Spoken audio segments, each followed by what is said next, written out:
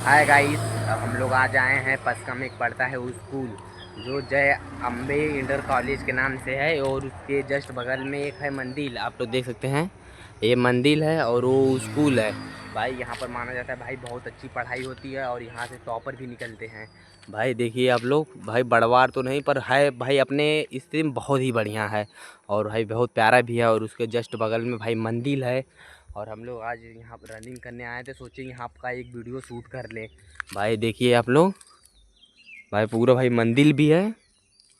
भाई सुने भाई बहुत अच्छी पढ़ाई होती है भाई, जो आस पास के हों यहाँ पर नाम ज़रूर लिखवाएं।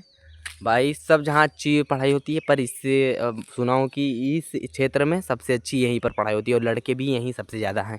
और हम लोग आए थे, सोचे यहाँ पर वीडियो बना ले एक। और अपना सिद्धार्थ भाई भी ब्लॉगिंग कर रहा है। चलिए ठीक, तब तक बाय बाय, मिलेंगे अगले ब्लॉग में। राधे राधे।